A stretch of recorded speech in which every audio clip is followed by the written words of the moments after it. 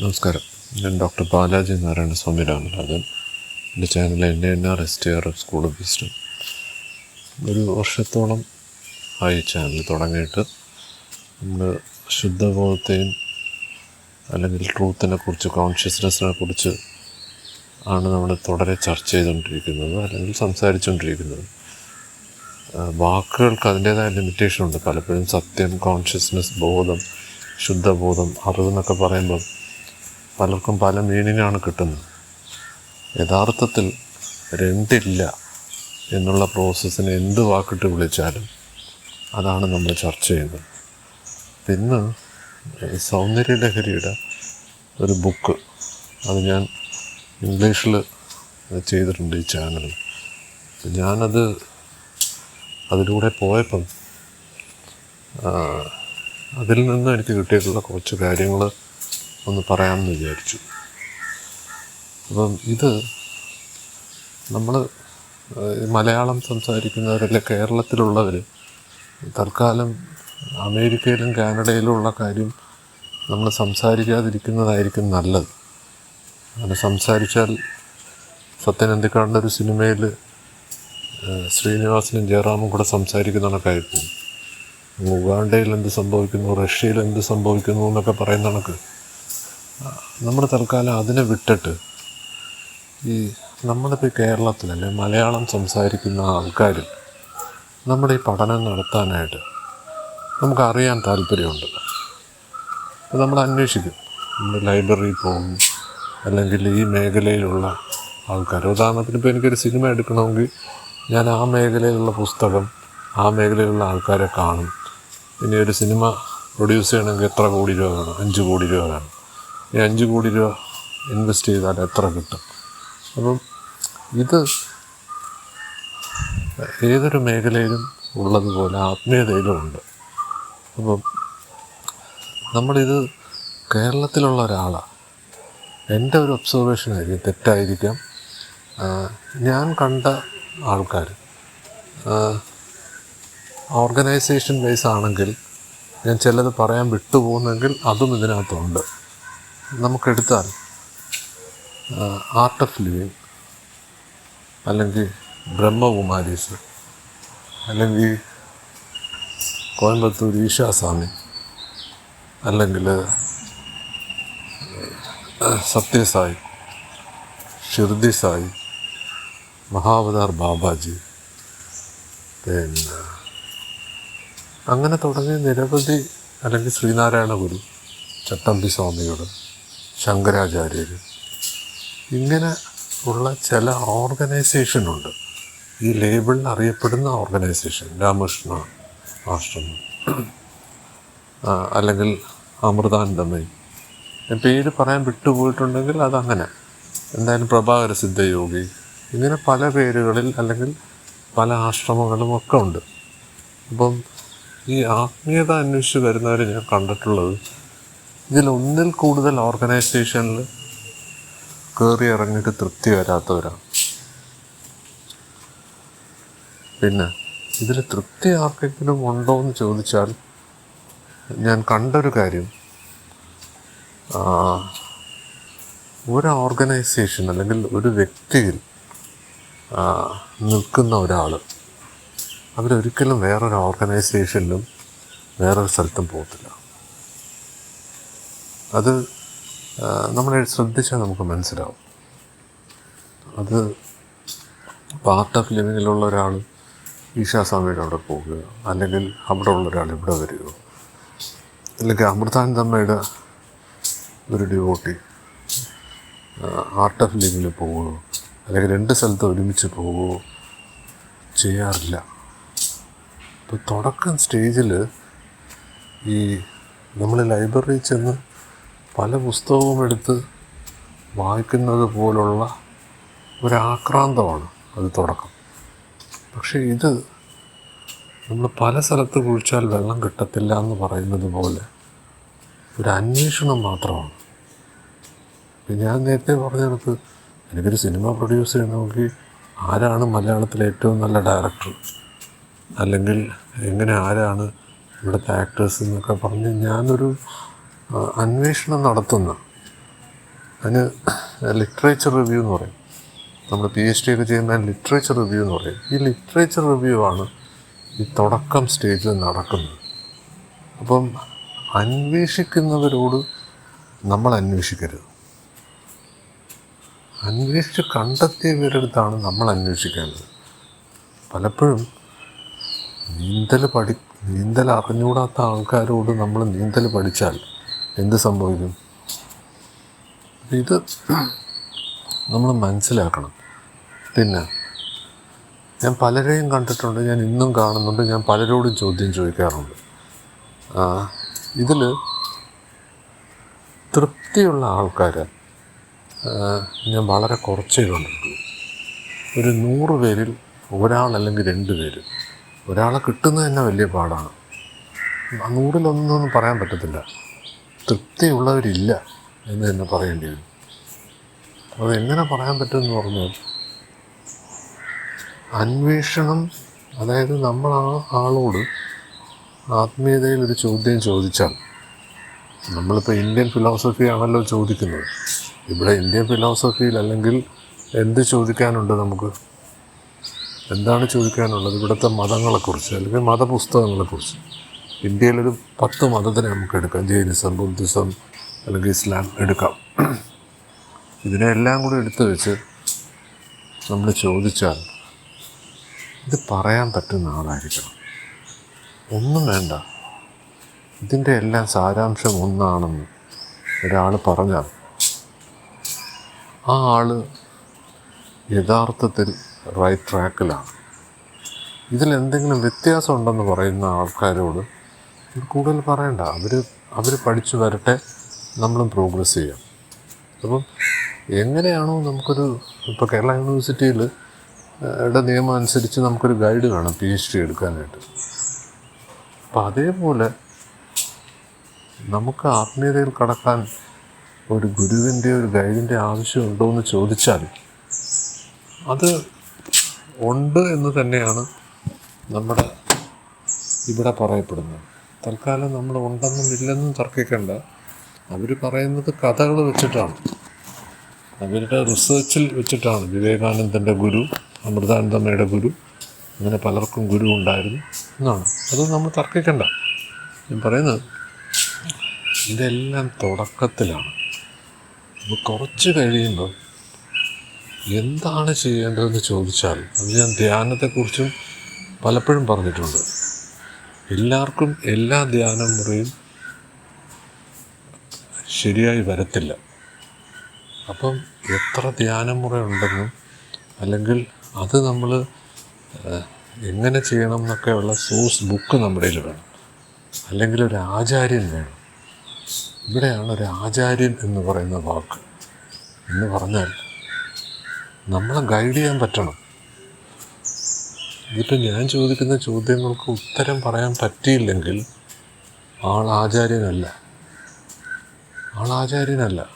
അപ്പം അതേപോലെ നമ്മുടെ ആത്മീയതയെക്കുറിച്ചുള്ള ചോദ്യങ്ങൾ ചോദിച്ചാൽ, കാര്യം ഇന്ന് ഇൻ്റർനെറ്റിൽ ആരോടും ചോദിക്കണ്ട. നമ്മുടെ അങ്ങോട്ട് ചോദിച്ചാൽ മതി. ഗൂഗിളിനോടോ അലക്സയോടോ ചോദിച്ചാൽ അപ്പോഴേ പറയുകയാണ്. എടുത്ത് ചോദിച്ചാൽ പറയുകയാണ്. നെച്ചൂർ കഴിഞ്ഞ ദിവസം ഒരു പ്രഭാഷണത്തിൽ പറഞ്ഞു, നെച്ചൂരിൻ്റെ കോൺസെപ്റ്റ് എന്താണെന്ന് എയോട് ചോദിച്ചാൽ നെച്ചൂർ ഇതുവരെ നടത്തിയ പ്രഭാഷണങ്ങൾ എടുത്തിട്ട് അതിൻ്റെ രത്നച്ചുരുക്കം പറയുകയാണ്. നെച്ചൂർ പറയുകയാണ്, എനിക്ക് പോലും അങ്ങനെ പറയാൻ പറ്റത്തില്ല. അപ്പം ഇന്ന് നോളജിൻ്റെ വിഷയമല്ല.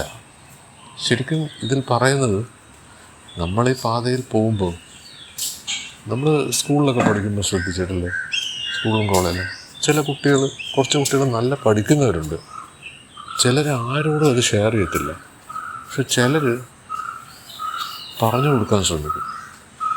എന്ന് പറയുന്നവർക്ക് ആത്മീയതയിൽ ഇത് പറഞ്ഞു കൊടുക്കാൻ, അല്ലെങ്കിൽ ഇത് പറയാൻ പാടില്ല, ഇത് ഒക്കൾട്ടിസമാണ്, അല്ലെങ്കിൽ ഇത് ഗുപ്തവിദ്യയാണ്, എല്ലാവർക്കും പറഞ്ഞു കൊടുക്കാൻ പാടില്ല എന്ന് ഇതിനകത്ത് പല സ്ഥലങ്ങളിലും പലരും പറഞ്ഞ് ഞാൻ കേട്ടിട്ടുണ്ട്. തിയോസഫിക്കൽ സൊസൈറ്റിയിലെ ജെഫ്രി ഓട്സൻ്റെ ഒരു ബുക്കിൽ pearl should not be thrown to the swine. മുത്തുക്കൾ പന്നികൾക്ക് എറിഞ്ഞു കൊടുക്കാൻ പാടില്ല. അന്ന് എനിക്കറിയത്തില്ലായിരുന്നു, പിൽക്കാലത്ത് ഞാൻ ആരോട് പറഞ്ഞ് അത് ബൈബിളിലുള്ള വാക്കാണ്. അപ്പം അങ്ങനെയുള്ളൊരു സബ്ജക്റ്റിൻ്റെ പുറയിലാണോ നമ്മൾ പോകുന്നത്? ഇനി നമ്മൾ കഴുതകളാണോ അല്ലെ പന്നികളാണോ? ഇനി നമുക്കതുകൊണ്ടാണോ ഇവർ തരാത്തത്? അറിഞ്ഞുകൂടാ. അത് നമ്മൾ അപ്പം അതുകൊണ്ട് വളരെ സൂക്ഷ്മമായി നമ്മൾ ഈ മേഖലയെന്നല്ല, ഏത് മേഖലയിൽ ചെന്നാലും നമുക്ക് യഥാർത്ഥ അറിവില്ലെങ്കിൽ ആൾക്കാർ നമ്മളെ പറ്റിക്കും. അത് എന്ത് മേഖല ആയിക്കോട്ടെ, നിസ്സാരമായൊരു പേന വാങ്ങിക്കുന്നത് തൊട്ട് നമ്മളൊരു വീട് വെക്കുന്നത് തൊട്ട് ഒരു കാറ് വാങ്ങിക്കുന്നത് ഉൾപ്പെടെ, അല്ലെങ്കിൽ ഒരു ഇൻഷുറൻസ് എടുക്കുന്നത് ഉൾപ്പെടെ, അല്ലെങ്കിൽ ഒരു സാധനം വാങ്ങിക്കുന്നത് ഉൾപ്പെടെ നമ്മൾ സൂക്ഷ്മമായൊന്ന് ശ്രദ്ധിച്ചു നോക്കി. നമ്മൾ നമ്മുടെ ഇൻ്റലിജൻസ് യൂസ് ചെയ്യുന്നുണ്ടോ? ഇല്ല.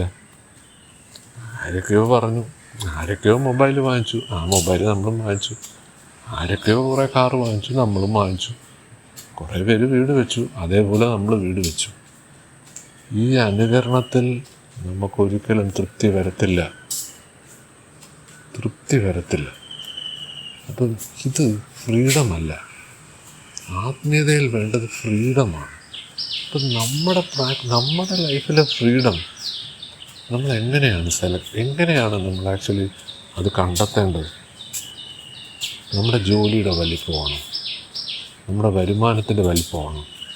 അല്ലെങ്കിൽ വരുമാനം കൂട്ടണോ? അല്ലെങ്കിൽ പുതിയ ജോലിക്ക് പോകണോ? പുതിയ ക്വാളിഫിക്കേഷൻ പഠിക്കണോ? അല്ലെങ്കിൽ നമ്മൾ PhD എടുക്കണോ? അല്ലെങ്കിൽ നമ്മൾ പ്രസ്ഥാനം തുടങ്ങണോ? ഇത് ആരാണ് തീരുമാനിക്കേണ്ടതെന്നുള്ളതാണ് ചോദ്യം.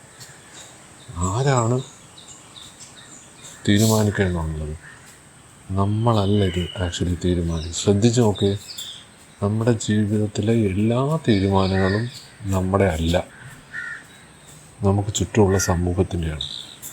അതുകൊണ്ടാണ് തൃപ്തിയില്ലാത്തത്. ഈ തൃപ്തിയില്ലാതെ വരുമ്പോഴാണ് കോൺഷ്യസ്നെസ്, ശുദ്ധബോധം, മറ്റ് തട്ടിപ്പ്, ഈ തട്ടിപ്പ് എന്നൊക്കെ പറഞ്ഞ് പല പേരുകളിൽ ഇറങ്ങിത്തിരിക്കുന്നത്.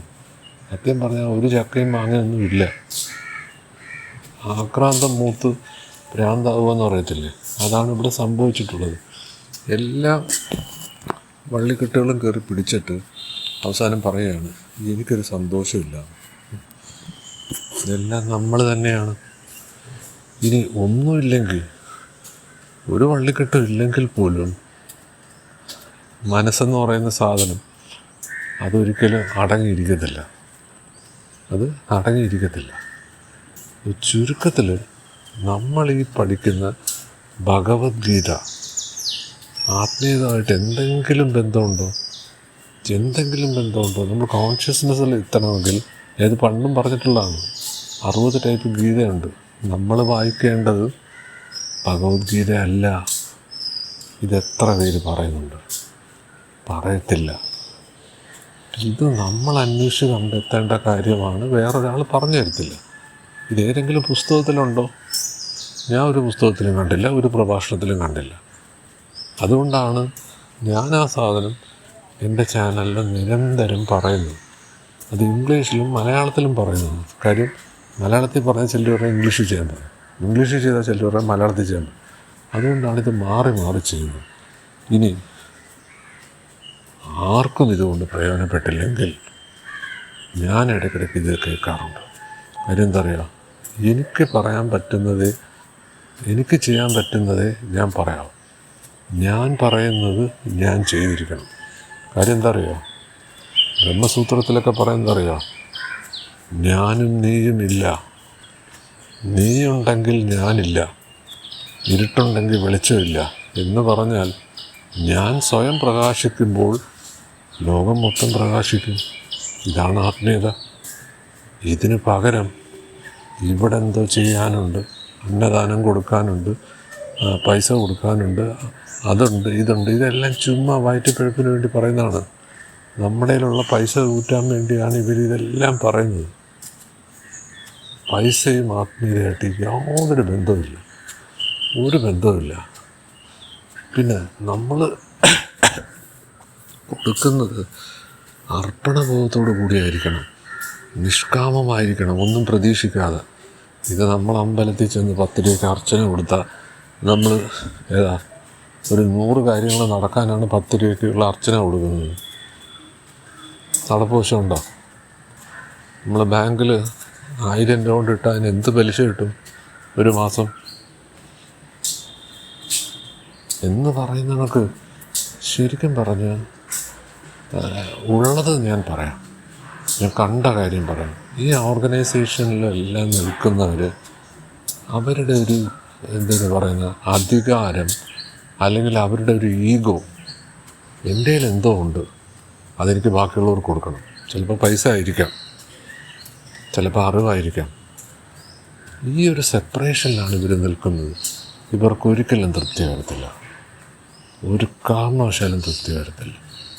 അപ്പം ഇവിടെ കിടന്ന് ഈ പറയുന്ന ഭാഗവതം, ഭഗവത്ഗീത, നാരായണീയം, അല്ലെങ്കിൽ സൗന്ദര്യലഹരി, പതഞ്ജലി യോഗ, ബ്രഹ്മസൂത്രം, അല്ലെങ്കിൽ ഉപനിഷത്ത്, ഇതൊക്കെ പഠിക്കാൻ എത്ര ദിവസം വേണം? ഒരു പുസ്തകം എടുത്താൽ 1 മണിക്കൂർ കൊണ്ട് യൂട്യൂബിൽ കയറിയാൽ ഇതെല്ലാം പുസ്തകത്തിലോട്ട് എഴുതിയിടാം. ഇതിൻ്റെ സാരാംശം 7 ദിവസം പഠിച്ചാൽ ഇതിൻ്റെ തിയറി മനസ്സിലായി. ഇനി അടുത്തെന്താ?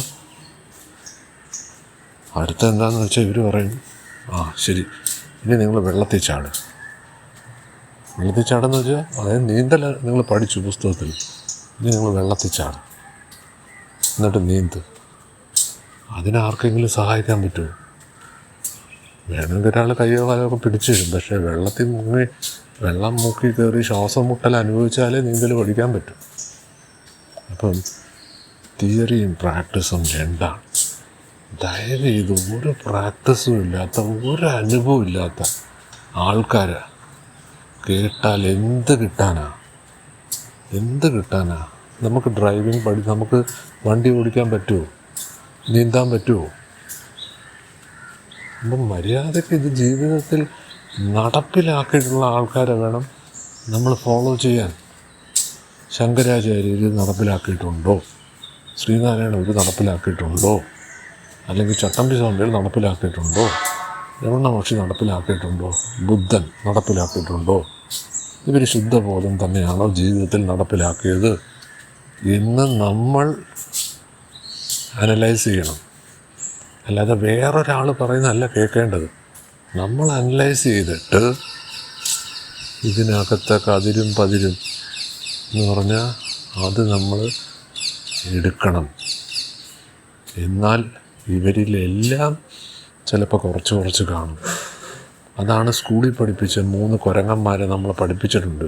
ഇന്നത്തെ സ്കൂളിലൊന്നും പഠിപ്പിക്കുന്നില്ല. ഒരു 10-20-30 വർഷം മുമ്പ് സ്കൂളിൽ പഠിച്ചവരെല്ലാം അത് പഠിച്ചിട്ടുണ്ട്.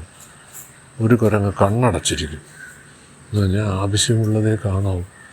വേറൊരു കുരങ്ങ് ചെവി അടച്ചിരിക്കും, കേൾക്കുന്നതെല്ലാം ചെവി കയറ്റാനുള്ളതല്ല. പിന്നെ വാ അടച്ചിരിക്കും, ആവശ്യമുള്ളതേ സംസാരിക്കാവൂ. ഇതിൻ്റെ ഉത്തരവാദിത്വം നമുക്കാണ്.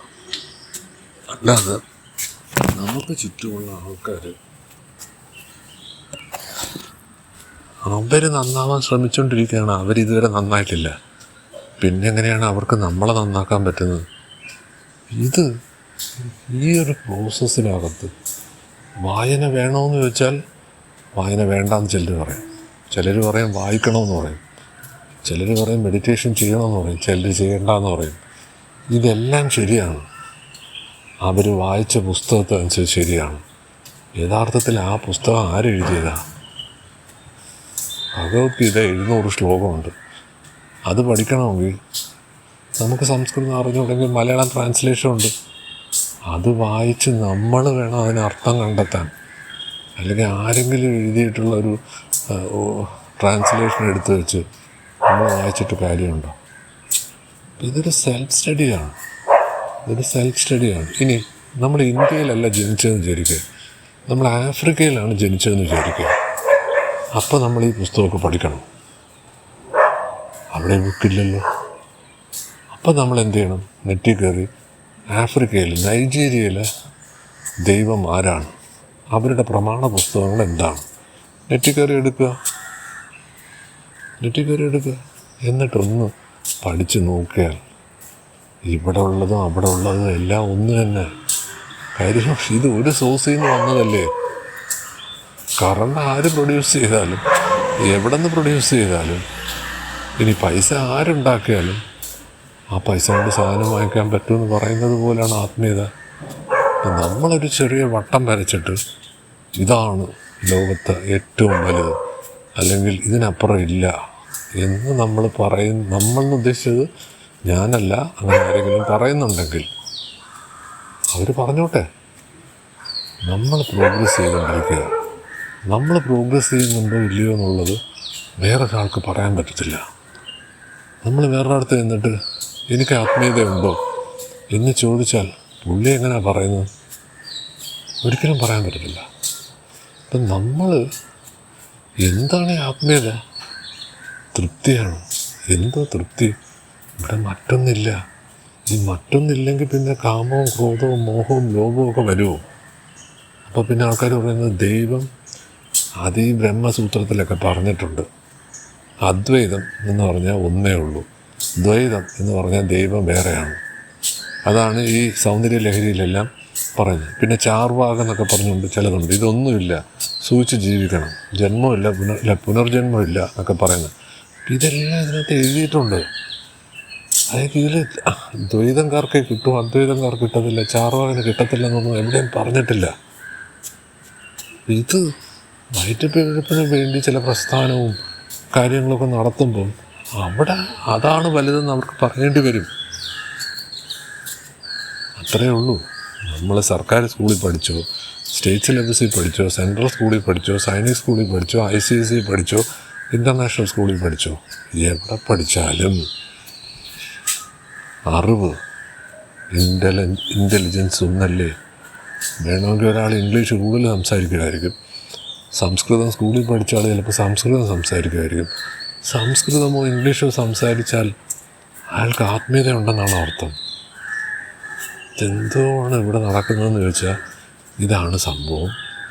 ഇത് നമ്മളെ സ്കൂളിൽ പഠിപ്പിച്ച അധ്യാപകരും കോളേജ് പഠിപ്പിച്ച അധ്യാപകരും നമ്മൾ ശ്രദ്ധിച്ച് നോക്കിയേ, എത്ര പേര് നമ്മളെ അറിവ് നമുക്ക് പകർന്നിട്ടുണ്ട്? വളരെ കുറച്ച് പേരാണ്. അതെല്ലാ മേഖലയിലും അങ്ങനെയാണ്. ആർക്കും പുസ്തകം നടത്താം, ആർക്കും പുസ്തകം എഴുതാം, ആർക്കും പ്രഭാഷണം നടത്താം, ഒരു കാര്യമില്ല. അവർക്ക് എന്ത് ജീവിത അനുഭവമുണ്ട് എന്ന് നമ്മൾ നോക്കണം. എന്നിട്ടാണ് നമ്മൾ അവർക്ക് എത്ര പേരെ അവർ ട്രാൻസ്ഫോം ചെയ്യാൻ പറ്റി, അങ്ങനെയുള്ള പുസ്തകങ്ങൾ, അങ്ങനെയുള്ള ആൾക്കാരുമായിട്ട് നമ്മൾ സംസാരിക്കുക. എന്തായാലും ചാനൽ സബ്സ്ക്രൈബ് ചെയ്യാത്തവർ സബ്സ്ക്രൈബ് ചെയ്യുക. ആർക്കെങ്കിലും ഇത് പ്രയോജനം കിട്ടുമെങ്കിൽ അവർക്ക് ഷെയർ ചെയ്യാം. Thank you.